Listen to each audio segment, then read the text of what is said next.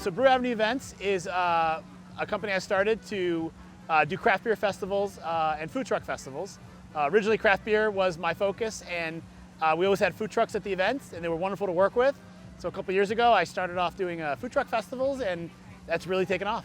So what I do to vet vendors is I reach out to them online, or if they reach out to me, we have a conversation. I always like to talk to the truck owners and the operators.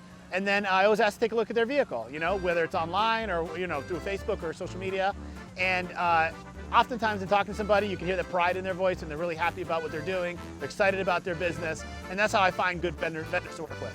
I think the appeal of food trucks is just that you have access to different food, foods that maybe you wouldn't normally have. The shutdown was a big challenge, not just for me, but for everybody around. Luckily, during the shutdown, food trucks were positioned perfectly to continue operating. They're essentially drive-through windows on wheels, right?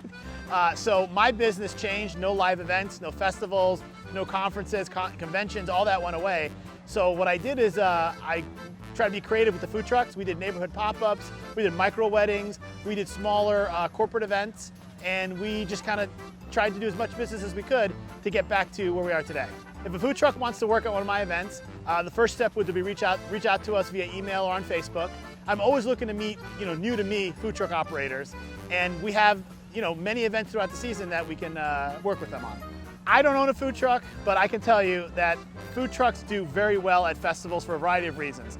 First of all, the folks that are coming here today, they're here to enjoy the day of eating, right? Eating, drinking, and sampling different cuisines.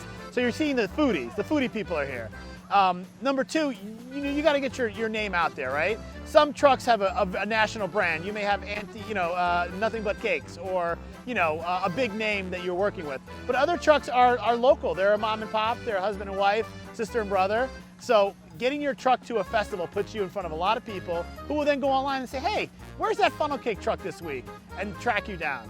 So there's a lot of elements that come into this, but at the end of the day, you want to be in front of the foodies, and that's where we're at today.